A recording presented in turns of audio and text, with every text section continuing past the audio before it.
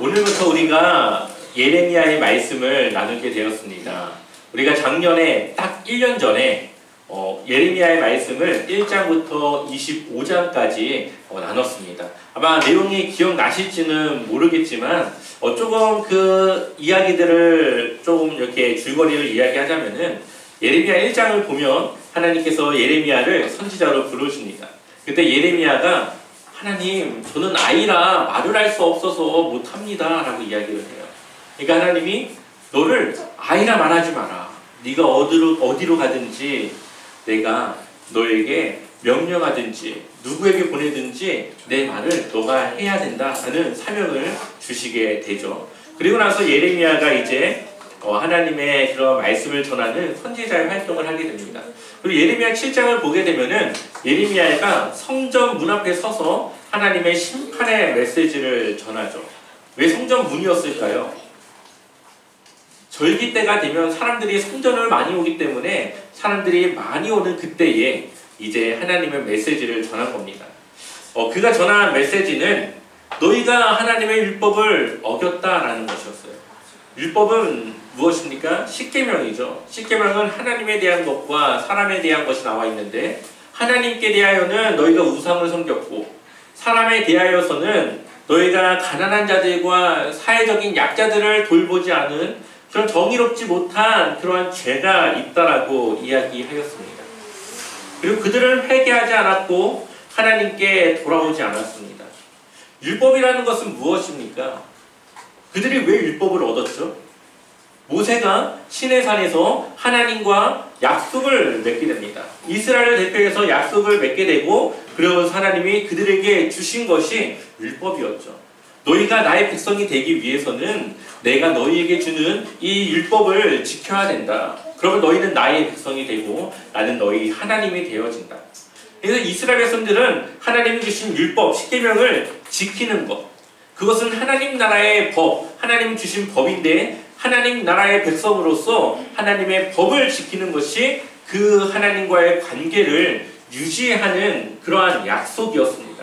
그런데 이스라엘 백성들이 하나님과의 약속을 지키지 않은 것이죠.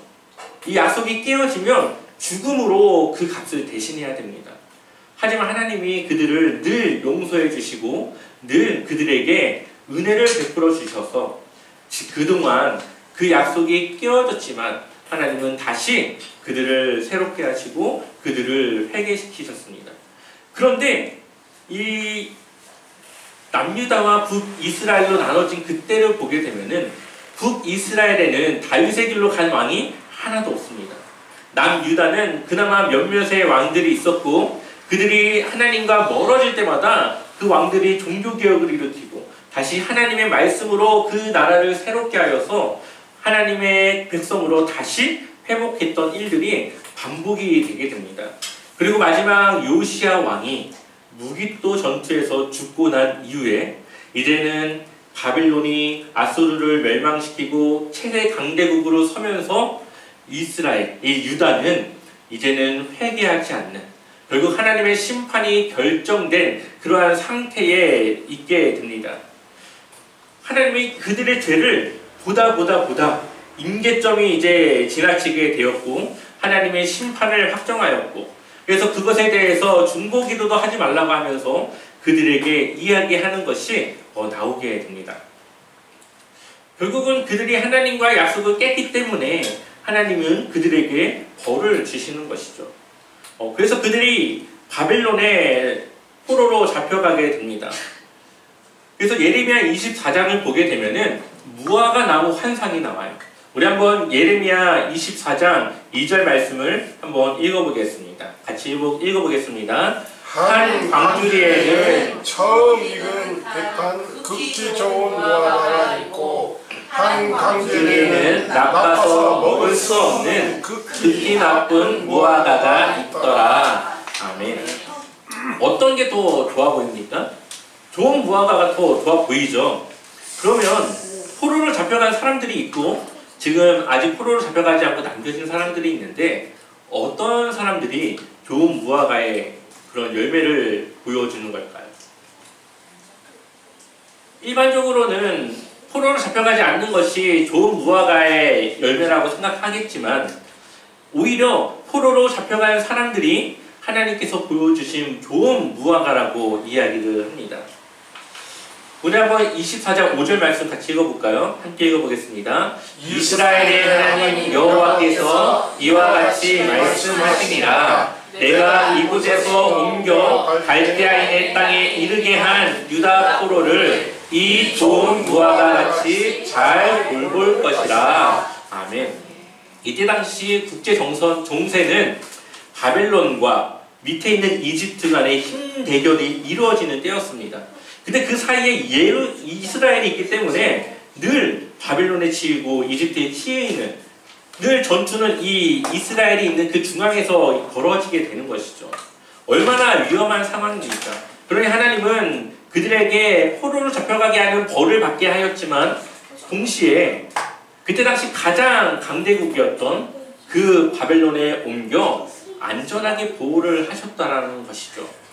그리고 남은 자들은 그들의 죄를 죽음으로 그 값을 치르는 것을 보게 됩니다. 그래서 8절을 보면 여호와께서 이와 같이 말씀하시니라. 내가 유다 왕 시드기야와 그 고관들과 예루살렘의 남은 자로서 이 땅에 남아있는 자와 애굽 땅에 사는 자들을 나빠서 먹을 수 없는 이 나쁜 무화과 같이 버리되. 아멘. 남은 사람들은 아마 생각했을 겁니다. 아, 우린 살았다. 우리 포로로 안 잡혀갔네. 살았다. 근데 하나님은 이들에게 이들은 하나님의 그 죄를 짓게 한 아주 결정적인 그러한 사람들이 남아 있었던 것인데 어떻게 값을 치르게 하시느냐? 그들에게 조롱과 저주를 받게 하고 칼과 기근과 전염병을 그들에게 보내겠다. 이거 얼마나 그 고통스러운 삶을 그들이 맞이해야 되겠습니까?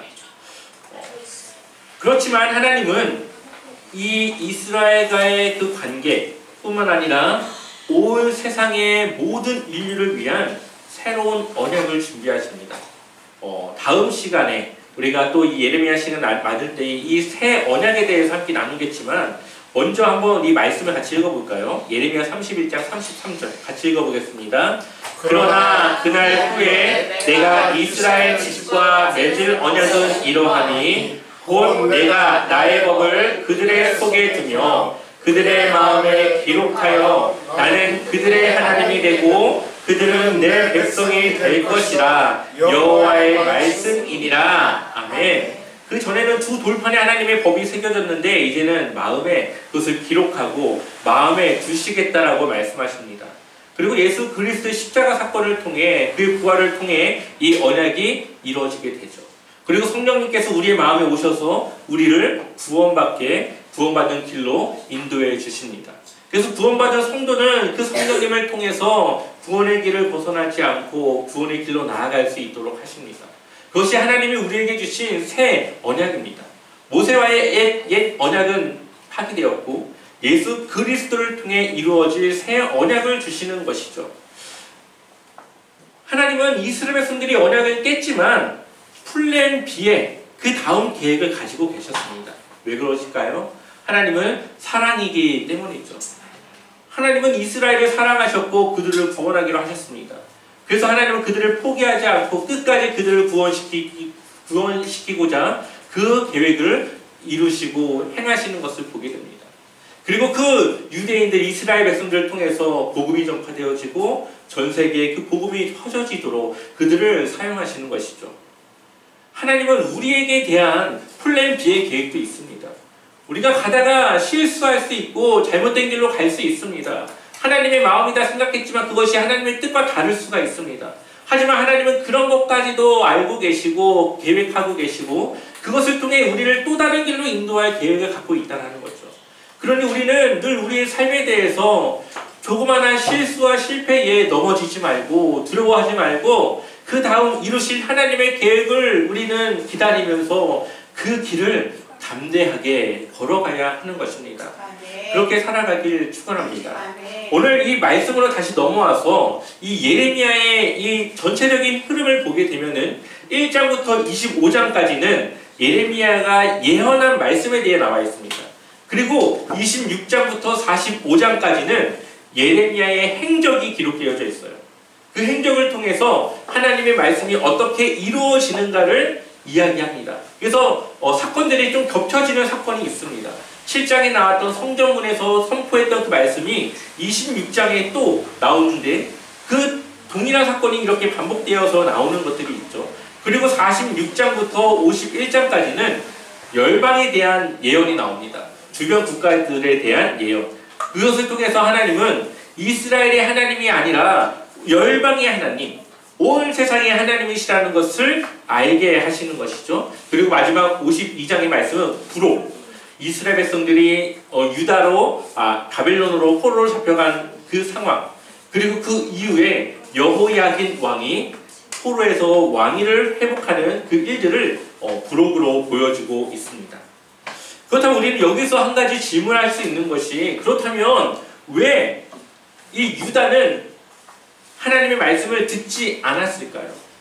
그 이전까지는 그래도 하나님의 말씀에서 벗어났다가 돌아올 수 있었는데 왜 이 예레미야의 때에 하나님의 말씀을 그들이 듣지 않았을까요? 그 중심에는 거짓 선지자가 있었습니다.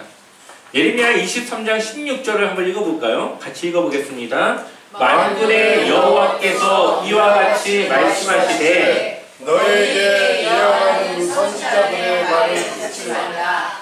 그들은 너에게 헛된 것을 가르치나니 그들이 말하는 몫은 자기 마음으로 하는 것이요 여호와의 입에서 나오는 것이 아니니라. 아멘. 거짓 선지자들이 하는 말들은 하나님의 입에서 나오는 것이 아니라 자기의 마음에서 나오는 것이라고 이야기를 합니다. 그러니 그들은 하나님의 이름을 통하여서 말씀을 전하지만 그것은 하나님과 전혀 상관없는 말씀이라는 거죠. 또 17절을 보게 되면은 항상 그들이 나를 멸시하는 자에게 이르기를 너희가 평안하리라 여호와의 말씀이니라 하며, 또 자기 마음에 완악한 대로 행하는 모든 사람에게 이르기를 재앙이 너희에게 임하지 아니하리라 하였느니라. 아멘. 분명히 유다는 잘못된 길로 가고 있는데 예레미야는 하나님의 심판을 선포하는데 이 거짓 선지자들은 야, 너희 평안해, 괜찮아, 하나님이 너희 재앙이 너희지 않을 거야, 너희 평안할 거야, 이렇게 이야기를 하는 겁니다. 하나님의 마음과는 다른 방향으로 이야기를 하는 것이죠. 그리고 21절, 22절을 보면 이 선지자들은 내가 보내지 아니하였어도 다름질하며 내가 그들에게 이르지 아니하였어도 예언하였습니다. 그러니까 하나님의 말씀과 전혀 무관한 이야기를 전한다는 겁니다. 그들이 만일 나의 회의에 참여하였더라면, 이건 천상회의, 하나님의 그 하늘나라에서 하나님과 이 천사들이 이루어지는 그 천상회의를 말하는 것인데, 그들은 그 회의에 참여하지 않았지만 예레미야는 그 회의에 참여를 했습니다. 그것을 듣고 본 예레미야는 하나님의 뜻을 전할 수 있었던 것이죠. 그래서 내 백성에게 내 말을 들려서 그들을 악한 길과 악한 행위에서 돌이키게 하였으리라. 만약 그들이 하나님의 그 천상회의를 보았다면 그들도 예레미야처럼 그렇게 했겠지만 그들은 그 회의에 참여하지 않았기 때문에 그렇게 할 수 없다라는 것을 말합니다. 결국 거짓 선지자들은 자신들이 그냥 사람들이 듣기 좋은 말, 그냥 유창한 말로 사람들의 마음과 환심을 사기 위한 그러한 말을 한다라는 거죠. 한 가지 그 사건이 있는데요. 예레미야 27장 2절을 한번 읽어볼까요? 같이 읽어보겠습니다. 여호와께서 이와 같이 내게 말씀하시되 너는 줄과 멍에를 만들어 내 목에 걸고. 아멘. 예레미야에게 그 줄과 멍에를 걸고 시드기야 왕에게 가서 하나님 말씀을 전하라고 합니다. 멍에를 건다고 하는 것은 그들이 포로로 잡혀가는 모습을 이야기하는 겁니다. 그래서 17절을 보게 되면은 너희는 그들의 말을 듣지 말고 바벨론의 왕을 섬기라. 그리하면 살리라. 어찌하여 이 성을 황무지가 되게 하려느냐. 아멘. 그러니까 바벨론 왕에게 그냥 항복하고 그냥 바벨론의 속국으로 그냥 섬겨라. 그게 너희가 살 길이다. 예레미야가 이렇게 전하고 있는 거예요. 그렇지 않으면 이 성이 황무지가 되고 생명을 부지할 수 없다라고 이야기를 합니다. 그러자 거짓 선지자 하나냐가, 이 하나냐라고 하는 사람은 거짓 선지자들을 대표하는 사람인데 10절을 보니까 선지자 예레미야의 목에서 멍에를 어떻게 해요? 빼앗아 꺾고. 그리고 11절 같이 읽어보겠습니다. 모든 백성 앞에서 하나님가 말하여 이르되 여호와께서 이와 같이 말씀하시니라. 내가 2년 안에 모든 민족의 목에서 바벨론의 왕 느부갓네살의 멍에를 이와 같이 꺾어버리라 하셨느니라 하매 선지자 예레미야가 자기의 길을 가니라. 아멘. 이 거짓 선지자는 하나님의 말씀과는 다르게 걱정하지 마라. 2년만 있으면 돌아올 거고 빼앗겼던 성전의 기구들도 다 돌아올 거니까 걱정하지 말아라 하면서 말을 합니다. 70년간의 노예 생활을 이야기했던 예레미야의 이야기와 2년의 이야기를 했던 거짓 선지자 하나냐의 이야기, 둘 중에 어느 것이 사람들의 마음에 와닿았을까요? 2년이 와닿았겠죠. 그것을 믿고 싶었고 그것이 하나님의 뜻이라 생각했을 겁니다. 그래서 그들은 하나님의 말씀을 듣지 않았고 하나님의 말씀과 다른 길을 가게 되었습니다. 이스라엘 백성들이, 유다 백성들이 결국 하나님의 말씀을 듣지 않았던 그 결정적인 이 이유와 중심에 누가 있었습니까? 거짓 선지자가 있었죠. 사람들의 마음을 환심을 사고 사람들이 듣기 좋은 말을 전하는 이 거짓 선지자들의 이야기 때문에 하나님의 말씀을 듣지 못했습니다. 또한 문제는 이 왕과 백성들과 또 여러 종교 지도자들조차도 하나님의 이 말씀을 분별해내지 못했다라는 것이요. 그들이 왜 하나님의 말씀을 분별하지 못했을까요? 그들에게는 잘못된 신앙이 있었습니다. 자신들이 하나님의 백성이라는 그런 생각, 그리고 자신들은 늘 하나님의 절기를 지켰기 때문에 우상을 섬기면서도 절기를 지켰기 때문에 하나님께 예배한다 생각했습니다. 잘못하지 않았다라고 생각한 거죠. 또한 성전 신앙, 하나님의 이 성전은 무너지지 않을 것이다. 다윗과 약속했던 영원한 왕을 이어주겠다고 하는 그 약속이 있기 때문에 하나님의 성전은 무너지지 않을 것이다 라고 하는 잘못된 믿음이 있었습니다. 그래서 하나님께 돌아오지 못했고 거짓 선지자들의 말을 믿을 수밖에 없었던 것이죠. 결국 이 거짓 선지자의 영향력이 얼마나 컸는지를 보여주고 있는 겁니다. 결국 그 선지자의 최후는 하나님의 말씀과 같이, 우리 한번 15절 16절 읽어보겠습니다. 선지자 예레미야가 선지자 하나냐에게 이르되 하나냐여 들으라. 여호와께서 너를 보내지 아니하셨거늘 내가 이 백성에게 거짓을 믿게 하는도다. 그러므로 여호와께서 이와 같이 말씀하시되 내가 너를 지면에서 제하리니 내가 여호와께 패역한 말을 하였으니라. 내가 금년에 죽으리라 하셨느니라 하더니. 아멘. 자, 예레미야가 하나님의 말씀을 선포했습니다. 그리고 예레미야의 말과 같이 하나냐가 그 해에 일곱째 달에 생명을 빼앗기게 되었다라고 17절 말씀에 기록을 하고 있습니다. 거짓 선지자와 참 선지자의 그 말씀들이 사실 들을 때는 누가 더 옳은 말인지 알 수가 없습니다.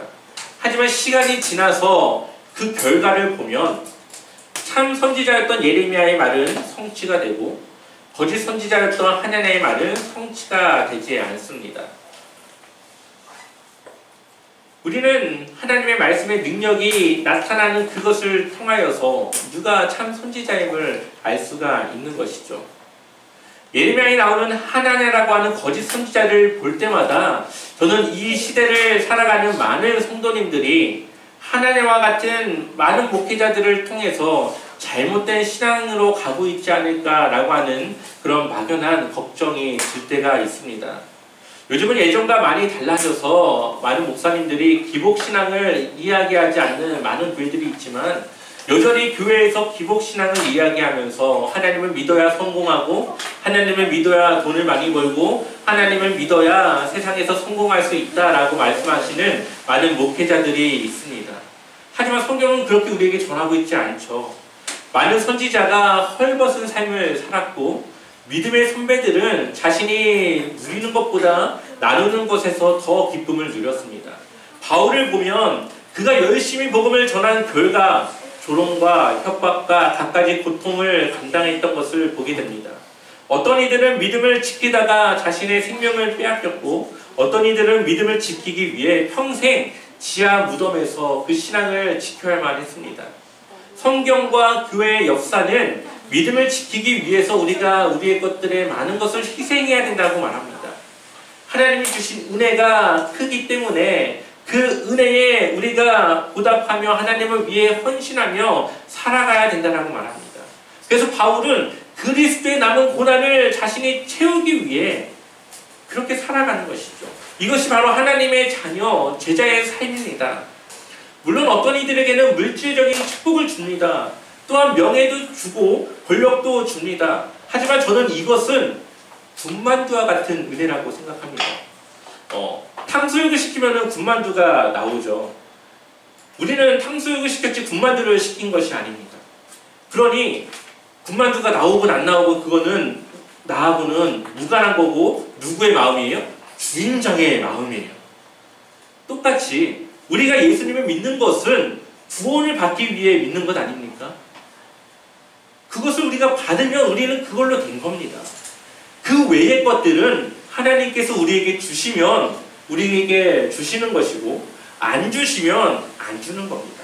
그것은 하나님의 손길에 있는 것이고 하나님의 뜻에 있는 것이지 그걸 가지고 우리가 하나님이 이렇고 저렇고를 이야기해서는 안 된다는 거죠. 우리는 돈으로 살 수 없고 세상의 어떤 걸로도 받을 수 없는 구원을 받았습니다. 예수 그리스도께서 죽으시고 살아나신 그 부활을 통하여서 우리도 부활의 소망을 얻었습니다. 그것보다 더 가치 있고 더 귀한 것이 어디 있습니까? 그러니 우리는 그것으로 만족해야 되고 그 외의 것들은 하나님께서 주시면 우리가 그것을 누리는 것이고 그렇지 않으면 우리는 그렇지 않은 삶에서 하나님을 믿으며 살아가야 되는 것입니다. 그러니 우리는 늘 감사해야 되는 것이죠. 하나님의 말씀을 분별하기 위해서 우리가 하나님의 자녀로 살아가야 됩니다. 우리가 하나님을 믿는다라고 하는 것은 완전히 변화된 삶을 살아가는 겁니다. 먼저는 우리가 죄인이라고 하는 것을 인정해야 되고 또 예수 그리스도께 우리의 죄를 고백하여서 우리의 죄를 용서받아야 됩니다. 그리고 온전히 하나님만을 섬길 것을 결단하고 하나님의 말씀을 따라 살아갑니다. 그러면 우리는 하나님의 제자, 하나님의 자녀로서 살아갈 수 있게 되는데 로마서 12장 2절을 보게 되면 우리의 마음을 새롭게 하라고 말합니다. 그래서 하나님의 온전하고 선하신 뜻을 분별하여 살아가라고 이야기하는 것이죠. 바울을 통해 보면 알 수가 있어요. 바울을 통해서 보면은 그의 마음이 달라졌고 그의 마음이 달라지자 삶의 목표와 방향이 달라지게 됩니다. 그는 로마의 시민권을 포기했고 자신이 가진 모든 권력과 명예를 포기했고 오직 예수 그리스도의 복음을 전하는 것에만 그가 가지고 살아가게 되는 것이죠. 완전히 그의 삶이 달라지게 되었습니다. 그리고 하나님의 뜻을 따라 그것을 분별하며 살아갑니다. 우리 안에 성령님께서 우리와 함께하여 주시기 때문에 많은 상황과 많은 말씀들 중에 우리가 무엇이 하나님의 뜻인지 우리는 분별할 수 있는 능력이 우리에게 있습니다. 성령님을 통해 우리는 그것을 알 수 있습니다. 세상에 얼마나 많은 거짓 선지자 하나와 같은 목회자들이 있는지 모릅니다. 그래서 우리가 다른 교회의 목사님들의 설교를 들을 때에 정말 주의해야 되고 분별할 수 있어야 됩니다. 많은 기독교 방송에서 하루 종일 설교가 나오고 사람들의 간증과 신앙을 나누는 그런 것들이 나옵니다. 물론 유익하고 좋겠지만 그 중에서는 사람들의 시청률을 위해서 사람들의 관심을 끌기 위해서 강요하는 것들도 있다는 거죠. 가끔 유튜브를 이제 제가 영상을 올리려고 들어가서 보면은 정말 사람들이 현혹될 만한 그런 많은 영상들이 있다는 걸 보게 됩니다. 목사 안수도 받지 않은 목사가 자신의 그러한 말씀을 전하면서 무언가 선지자적인 그러한 말씀을 전하면서 사람들을 현혹하는 것을 보게 됩니다. 목사 안수도 받지 않았고 신학교도 제대로 나오지 않았는데 자신은 목사라고 이야기하면서 해외에서 집회를 하고 많은 사람들에게 마치 기적을 일으키는 것처럼 그렇게 사람들에게 보여줍니다. 편집을 통해서 그것이 가능한 일이죠. 또한 많은 목사님들이 신비적인 것들, 그리고 사람들의 환심을 살 만한 이야기들, 그러한 것들을 통해서 마치 이것이 하나님의 능력이고 하나님의 말씀인 것처럼 현혹하는 많은 영상들이 있습니다. 그것을 보면서 얼마나 하나님에 대해서 오해하고 왜곡할지가 사실 걱정될 때가 있습니다. 하나님의 이름을 가지고 전한다고 해서 모든 것이 하나님의 말씀인 것은 아닙니다. 하나님의 뜻을 전해야 되고 하나님의 마음을 나눠야 되고 하나님의 말씀을 통해서 하나님의 말씀을 나눠야 됩니다. 하지만 이 시대는 너무나도 무분별하게 하나님의 말씀이 쏟아지고 있고 그것을 걸러내고 들을 수 있는 그러한 것이 우리 성도님들에게는 약하다는 것이 문제이겠죠. 그래서 마태복음은 우리에게 경고하고 있는 것이 있습니다. 마태복음 7장 21절과 22절 같이 읽어보겠습니다. 나더러 주여 주여 하는 자마다 다 천국에 들어갈 것이 아니요 다만 하늘에 계신 내 아버지의 뜻대로 행하는 자라야 들어가리라. 그날에 많은 사람이 나더러 이르되 주여 주여 우리가 주의 이름으로 선지자 노릇하며 주의 이름으로 귀신을 쫓아내며 주의 이름으로 많은 권능을 행하지 아니하였나이까 하리니. 아멘. 하나님의 이름으로 많은 일들을 하지만 하나님의 뜻과 상관없이 하는 사람들이 있습니다. 하나냐가 마치 하나님의 이름을 만군의 여호와께서 이르시니 하면서 말했지만 결국 그것이 자기의 마음을 전한 것처럼 많은 기적을 일으킬 수도 있고 많은 일들을 일으킬 수 있겠지만 그것이 하나님의 뜻과 무관할 수 있다는 거죠. 그렇기 때문에 우리는 늘 그것을 분별할 수 있어야 됩니다. 특별히 저는 더욱더 주의해야 되고 더욱더 노력해야 되겠죠. 그러한 목회자가 되지 않게 하기 위해서 사람들의 기쁨을 위해서가 아니라 하나님의 기쁨을 위해서 그 사역하는 마음을 늘 놓지 말아야 될 것입니다. 그래서 저는 늘 말씀을 공부하고 하나님이 주시는 마음 그리고 그 말씀을 전하려고 하고 있습니다. 저부터가 하나냐가 되지 말아야 되지 않겠습니까? 제가 이 자리에서 하나냐와 같이 그 말씀을 전한다면 여러분들을 정말로 하나님의 길에서 멀어지게 하는 잘못된 목회자가 될 것입니다. 우리는 하나님을 그래서 잘 알아야 됩니다. 그리고 하나님의 뜻을 분별할 수 있어야 됩니다. 그러기 위해서는 우리가 하나님의 말씀을 읽어야 됩니다. 그래서 눈으로 직접 하나님의 말씀을 확인하는 작업이 필요한 것이죠. 하나님이 누구인지 바로 알아야 됩니다. 하나님은 사랑이십니다. 그래서 하나님은 질투하십니다. 하나님은 공의로운 분이십니다. 죄에 대해서는 반드시 그것이 작건 크건 그 값을 물으신다는 거죠. 그러나 하나님은 우리의 아버지가 되십니다. 그래서 우리가 하나님께 고백하고 죄를 회개하면 우리의 죄를 용서해 주시고 우리를 내치는 것이 아니라 어떻게든 우리가 하나님의 자녀로 살아갈 수 있도록 우리를 인도하여 주십니다. 하나님의 기쁨을 살아가시는 하나님의 자녀가 되시길 축원합니다.